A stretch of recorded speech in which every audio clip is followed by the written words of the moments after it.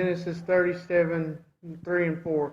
And so I've been doing a study on Jacob, so we're just going to focus on the parts in this story that refer to Jacob, because this story, this chapter mainly is focusing on Joseph. So we're just going to cover the parts here. Now Israel loved Joseph more than all his sons, because he was the son of his old age. He made him a coat of many colors. This Israel here, we see in the last text I went through that Jacob changes his name. God changes Jacob's name to Israel. So this is reference to Jacob loving his son. One viewpoint on this is this coat. The term that's translated here as many colors is one of them confusing words in Hebrew. They don't know exactly what it meant. It could have meant a long sleeve. Either way, the coat he gave them wasn't something you go out and work in. Is the point in it, which showed that he was just simply stay at the house while his brothers went out and actually did stuff. So it showed favoritism by simply that. It also commonly, most scholars will say that it showed that he was the heir. It showed his heir inheritance, because Reuben lost his due to his error. So the birthright, the inheritance, went on to Joseph, which we see later. Everybody, all the children do get an inheritance. Joseph gets a double portion, which is the Egyptian practice, which is where they lived at that time when Jacob gave it out. And when his brethren saw that their father loved him more than all his brethren, they hated him and could not speak peacefully unto him. So this causes a hatred. Jacob's love for favoritism causes hatred.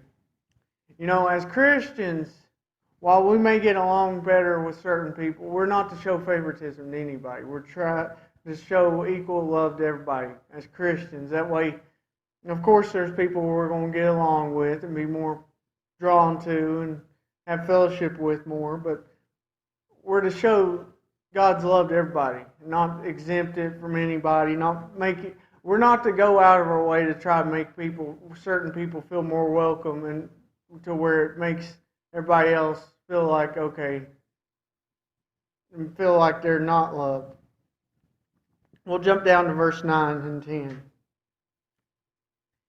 And he dreamed yet another dream, and told his brethren, and said, Behold, I have dreamed a dream more. And behold, the sun and the moon and 11 stars were made omniscient to me. And he told it to his father and his brethren. And his father rebuked him, and said unto him, What is this dream that thou hast dreamed? Shall I and thy mother and thy brethren indeed come and bow before ourselves to the earth? So we see how Jacob shows him favoritism. Yet he's rebuking him because of a dream God sent him. Joseph didn't know what this dream meant, probably. Jacob could understand what it meant. But instead of seeing that this dream may have been sent from the Lord, Jacob rather turns and makes a negative thing towards his son. And even though he shows favoritism to him, we see how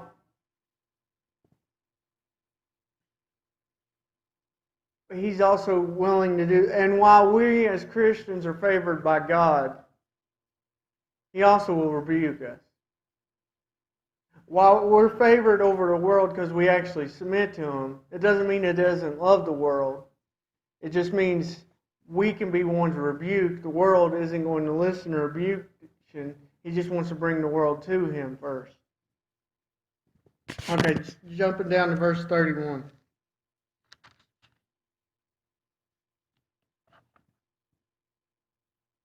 Then they took Joseph's coat and killed a young goat and dipped the coat in the blood. Now it's important to state what happens in between hand, which they end up selling Joseph to slave owners. Then they took the coat of many colors and brought it to their father and said, This we have found. Do you know whether it is your son's robe or not? He knew it and said, "It is my son's coat. A wild beast has devoured him." Joseph has withdrawn, without a doubt, been torn to pieces. Jacob tore his clothes and put a sackcloth around his waist and mourned for his sons many days. And all his sons and all his daughters rose up to comfort him, but he refused to be comforted and said, For I will go down into the grave unto my son mourning." Thus his father wept for him.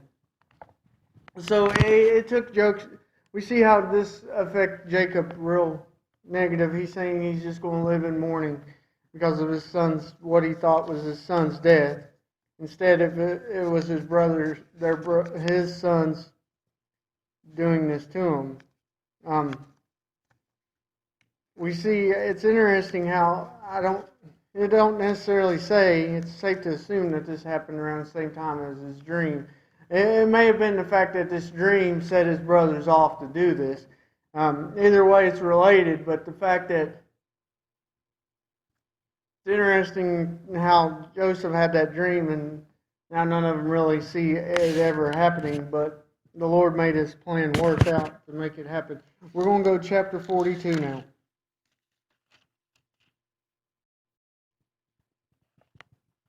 And we'll read 1 through 5. Now when Jacob saw that there was grain in Egypt, Jacob said to his sons, "Why do you look at one another?" He said, "I have heard that there is grain in Egypt. Go down there and buy some for us, that we may live and not die." Joseph's 10 brothers went down to buy grain in Egypt, but Jacob did not send Benjamin, Joseph's brother, with his brothers, for he said, "Perhaps some harm might happen to him." Thus the sons of Israel came to buy grain among those who came, for the famine was in the land of Canaan. Egypt was oftentimes a land where things would grow. The fact is, the famine would later hit Egypt, and everywhere would be devastated. God would preserve Egypt through Joseph, but it's Egypt, with it being a valley and being the Nile, oftentimes they had food and plenty during times of famine elsewhere because they didn't deal with drought as much. Okay, we're going to skip over to verse 29 now.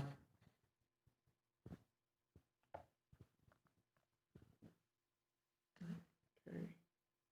And they came unto Jacob their father unto the land of Canaan, and told him all that befell unto them, saying, "The man who is the Lord of the land spake roughly to us, and took us for spies of the country." This man they spoke to was Joseph. And they didn't know that, though. "And when he said unto them, We are true men,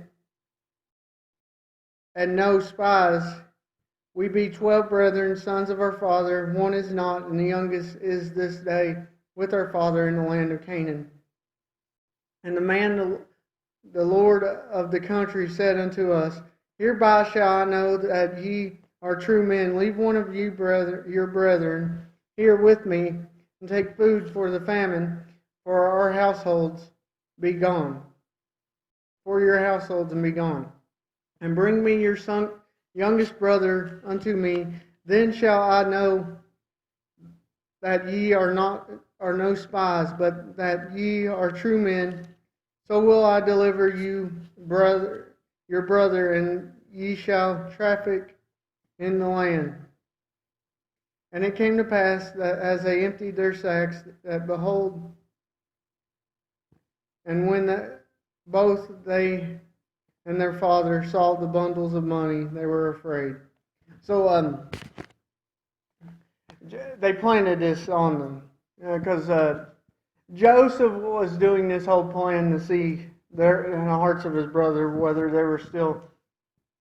He knew that they hated him, and they were wondering, okay, Benjamin may be seem to be favored now since he's back with the father. So they're wondering if they still got a hate, and if it just carried on to Benjamin. And Jacob their father said unto them, have ye bereaved of my children? Joseph is not, and Simeon is not. And ye will take Benjamin away, and all these things are against me. Now it's interesting. He's already considering Simeon gone. Joseph, okay, he thinks Joseph's dead. He's already considering Simeon gone. No, all he has to do is Joseph never said that Jacob couldn't go with them. He could have went with them to make sure his boy was okay. But Simeon's just locked up until Joseph sees Benjamin. So he's kind of being unrational here, and we see later they rationalize with him. But oftentimes we see things not truly the way they are, and that's the way he's seeing it, not truly as the way they are. Joseph, yeah, he had reason to believe Joseph was gone, but Simeon wasn't. It was important. His brothers knew the importance of them being able to go back to get Simeon.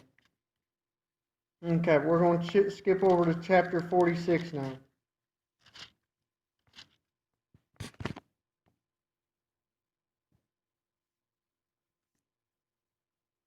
And Israel took his journey with all that he had, and came to Beersheba, and offered sacrifices unto the Lord for his father Isaac. God spake unto Israel in visions of the night, and said, Jacob, Jacob. And he said, Here am I. And he said, I am the God of thy father. Fear not, and go down into Egypt, for I will be there. I will there make of thee a great nation. I will go down with thee into Egypt, and I will also surely bring thee up again, and Joseph shall put his hand upon thine eyes. And Jacob rose up from Beersheba, and the sons of Israel carried Jacob, their father, and the little ones, and their wives, in the wagons which Pharaoh had sent to carry him. And they took their cattle and their goods, and they had gotten into the land of Canaan, and came into Egypt, Jacob and all his seed with him. Now, it's important they go back down, and Joseph reveals himself to his brothers, because they know that they have a heart for he knows that they have a heart for their Benjamin now. So, and then Joseph sends for Jacob. It's interesting. The reason why it distinguishes, even though Israel is Jacob, the reason distinction is because the prophecy isn't about Jacob. It's about the nation of Israel. It's about the people of Israel. So the prophecy is told to Jacob, but Jacob is never brought out of Egypt, only to be buried. But the people are. And we see how there's a lot of Canaanites in the land, but because God built up the great nation of them in Egypt, they could fight them people. We see how Isaac had trouble in the land and being a small group. If it would have been a large number, a big nation, most likely the people were just gathered up and drove them out. But when the big number came, rather than growing in there, the Lord could use them to take it over. Plus, it was prophecy given to Abraham that they would dwell in a land that wasn't theirs and be slaves into it. So, okay, we're going to skip and go to the next chapter, starting in verse 27.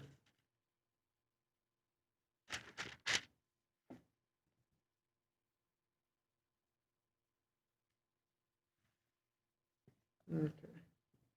And Israel dwelt in the land of Egypt, in the country of Goshen, and they had possessions therein, and grew and multiplied exceedingly. Now it's important to state that Goshen was the prized land. Joseph was like one of the hierarchies in Egypt, so he gave his family the best land. At the time of the Exodus, they were still living in this land.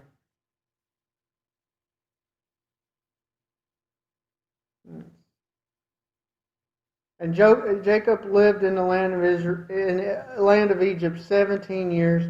So the whole age of Jacob was 140 7 years.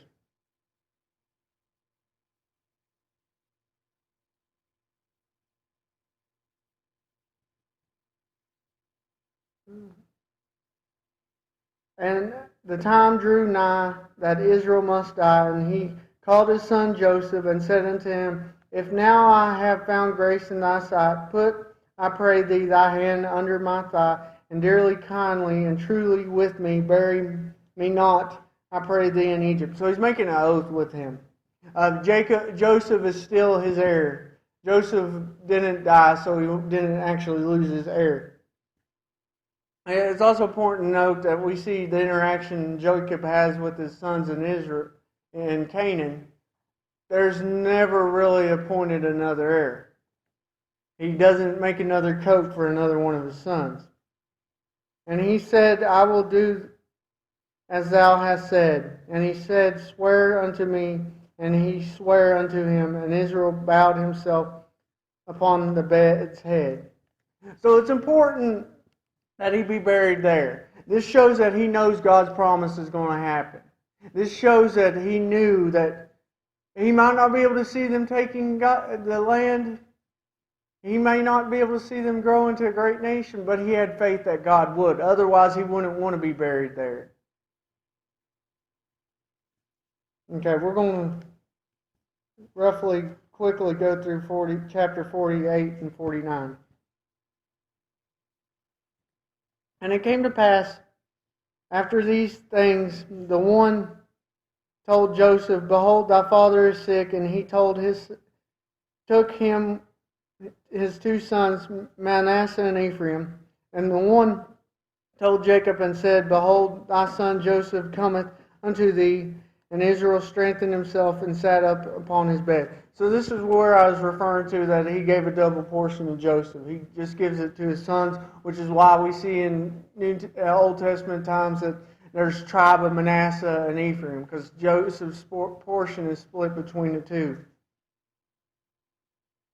And Jacob said unto Joseph, God Almighty appeared unto me at Luz in the land of Canaan, and blessed me.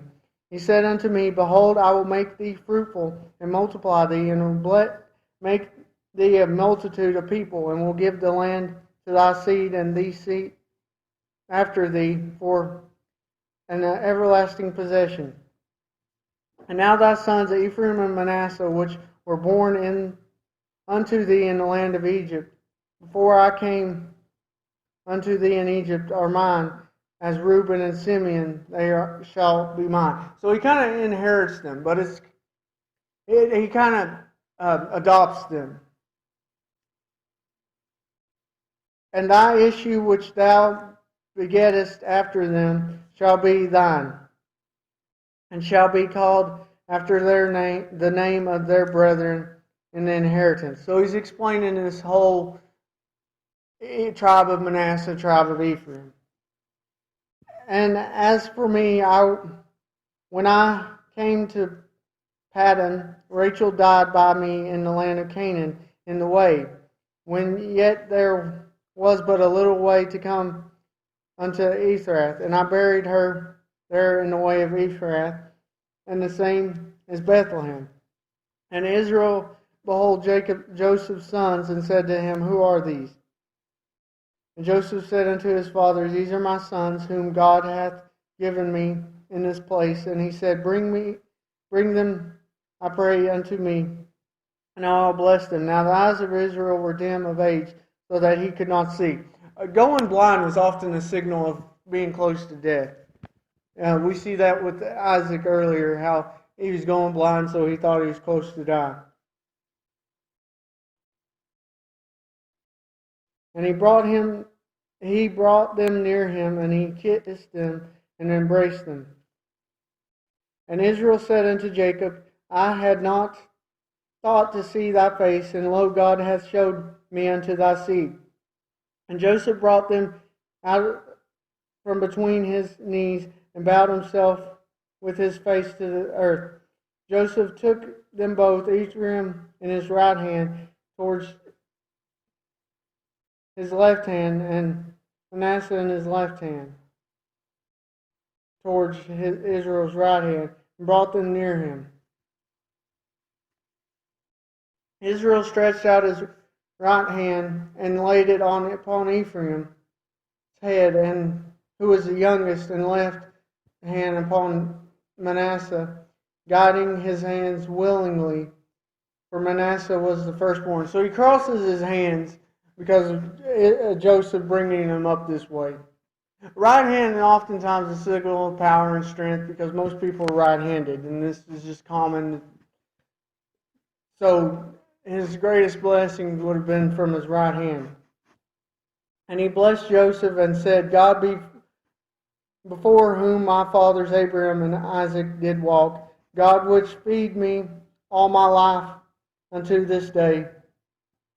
The angel which redeemed me from evil, bless me, the lads, and let my name be named on them. And the name of my fathers Abraham and Isaac, let them grow into a multitude in the midst of the earth. And when Joseph saw that his father laid his right hand upon the head of Ephraim, it displeased him, and he held up his father's hand and removed it from Ephraim's head unto Manasseh. And Joseph said unto him, Not so, my father, this is the firstborn, put your right hand upon his head.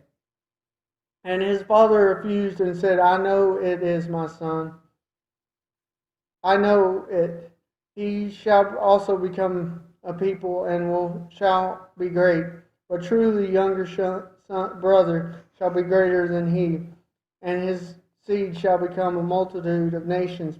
And he blessed them that day, saying, In thee shall Israel bless. God make thee as Ephraim and Manasseh. And he set Ephraim before Manasseh.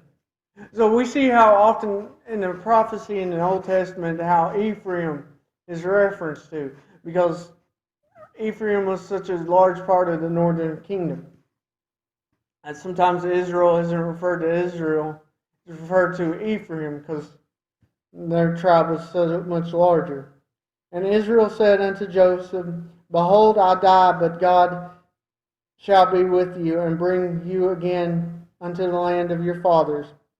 Moreover, I have given to thee one portion above thy brethren, a double portion, which I took out of the hand of the Amorite with my sword and with my bow. Okay. I'll roughly just cover the chapter 49. I won't read it. But in chapter 49, Jacob blesses his sons. We see that he makes mention of why Reuben loses his inheritance, and so it went to Joseph. We see how these blessings are actually still remembered in the time of Moses when he's distributed in the land and is finally given in the time of Joshua. So we see how Jacob is finally accepting of what God's will is. He struggled, he was doing his own thing, being defiant, and finally at the end of his life, we see he's completely submissive. You know, beforehand, before he even went to Egypt, on his return to Canaan, he was submitted to the Lord. It didn't mean he was perfect, and we as Christians are never going to be perfect, but things are going to be greater for us when we completely submit to the Lord.